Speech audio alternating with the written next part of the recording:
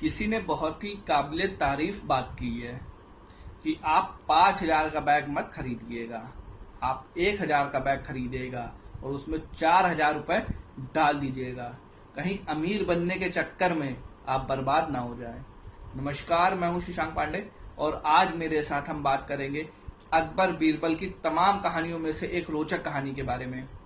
दरअसल एक बार की बात है कि जो अकबर था उसका एक बहुत ही पसंदीदा गुलदस्ता था और जो उसे बहुत पसंद था। इतना पसंद था कि जब भी अकबर सोता था तो उस गुलदस्ते को अपने सिरहाने रखता था।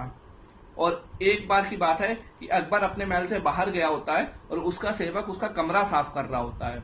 तो जब उसका सेवक उसका कमरा साफ कर रहा होता है तो गलती से उससे वही गुलदस्ता टूट जाता है और वो घबराता है कि अब क्या करूं। तो वो गुलदस्ता समेटता है और कूड़ेदान में डाल देता है। अब टूटा रख के क्या करेगा, पहले जोड़ने की कोशिश करता है, नहीं जोड़ पाता है तो उसको कूड़ेदान में डाल देता है।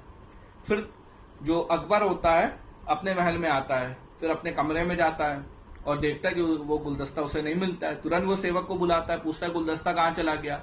अब सेवक डरता है, उसे समझ नहीं आता क्या बोले। तो वो कह देता है, महाराज मैं उसको अपने घर ले गया हूँ अच्छे से साफ करने के लिए। तो जो अकबर होता है कहता है नहीं नहीं नहीं, उसको तुरंत यहाँ लेके आओ, जो करना है यही करो, घर ना ले जाओ। अब उसके पास कोई रास्ता नहीं होता सेवक के पास, वो क्या कहे। तो वो सच बता देता है, वो कहता है कि मुझसे महाराज टूट गया था इसलिए मैंने उसको कूड़ेदान में डाल दिया।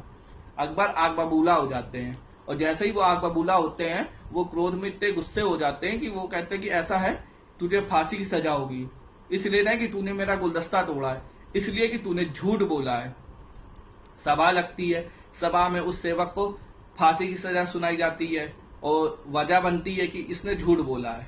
तो इस बात का बीरबल विरोध कर देते हैं। वो कहते हैं कि सभा में ऐसा कोई नहीं है जिसने कभी ना कभी कोई झूठ नहीं बोला है, ये चीज परिस्थितियों पे डिपेंड करती है, इसलिए अगर इसको फांसी होगी तो फिर सबको फांसी होगी। अच्छा, जो अकबर होते हैं उनको ये चीज बीरबल की बिल्कुल पसंद नहीं आती है। वो बीरबल से कहते हैं कि बीरबल 1 मिनट रुको, मैं अभी तुम्हें बताता हूँ। वो दरबार में सबसे पूछते, बताओ किसने कभी झूठ बोला है। सब कह देते हैं नहीं, हम तो कभी झूठ नहीं बोलते। तो गुस्से में जो अकबर होते बीरबल से कहते हैं, ऐसे तुम दरबार से चले जाओ, तुम महल से चले जाओ, दोबारा यहाँ लौट के मत आना।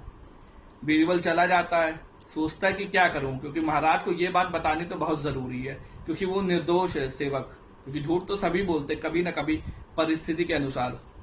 तो वो क्या करता है, सुनार के यहाँ जाता है, एक सोने की बाली बनवा लेता है और सोने की जो बाली बनवाता है, गेहूं की जो बाली होती है, वो सुनार के यहाँ जाके वैसी सेम सोने की बाली बनवाता है। उस बाली को लेके अकबर के पास आता है। तो अकबर कहते तुम यहाँ वापस काहे आ गए। कहता है महाराज मैं जा रहा था, मुझे एक बहुत बड़े साधु मिले जिन्होंने मुझे ये सोने की बाली दी है और उन्होंने कहा है कि जिस भी खेत में ये तुम बोओगे वहां सोने की फसल उगेगी। तो हमने सोचा कि राज्य का बहुत फायदा होगा, मेरे पास जमीन तो है नहीं, मैंने सोचा आपसे बात करूं। तो अकबर कहते परेशान ना हो, मैं तुम्हें जमीन दिला दूंगा और ये तो राज्य के लिए बहुत अच्छी बात है। तो अकबर क्या करते, एक जमीन दिलाते, एक खेत दिलाते हैं और पूरा दरबार इकट्ठा हो जाता है ये चीज देखने के लिए कि आखिर देखे कैसे ये अकबर सोने की बाली लगाएगा और किस तरह की सोने की फसल उगती है। तो जब खेत में पहुंच जाते सब लोग, सारे दरबारी और बीरबल भी और अकबर भी पहुंच जाते हैं। तो जो अकबर होता है वो कहता है हाँ भाई लगाओ। तो तुरंत बीरबल कहते हैं कि महाराज 1 मिनट, इसको वही आदमी लगा सकते हैं जिसने जीवन में कभी झूठ ना बोला हो। मैंने तो कई बार झूठ बोला है, इसलिए मैं तो नहीं लगा सकता। आप अपने दरबार में पूछ लीजिए, ये तभी उगेगी सोने की फसल जब दरबार में कोई ऐसा होगा जिसने कभी जीवन में झूठ नहीं बोला होगा। तो सारे दरबारियों का जो मुंह होता है शर्म से झुक जाता है। तो जो बीरबल होते कहते हैं महाराज अब तो आप ही को लगाना पड़ेगा। तो बीरबल कहते हैं, बीरबल से अकबर कहते हैं कि ये मैं भी नहीं लगा सकता। क्यों? क्योंकि मैंने बचपन में बहुत झूठ बोले हैं। तो खैर जो अकबर होते उन्हें बीरबल की बात समझ में आ जाती है कि आखिर ये कहना क्या चाहता है। तो अकबर तुरंत उस अपने सेवक की फांसी की सजा माफ कर देते हैं। उन्हें यह समझ में आ जाता है कि जीवन में कभी ना कभी परिस्थितियों के वश कोई ना कोई आदमी झूठ बोल ही देता है।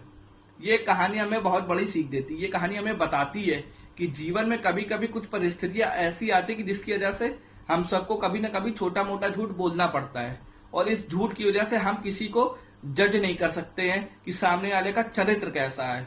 इसीलिए कभी भी कोई छोटा मोटा झूठ बोलता है तो उसके आधार पर हमें किसी को जज नहीं करना चाहिए कि उसका चरित्र कैसा है, और उसके खिलाफ एक धारणा नहीं बनानी चाहिए।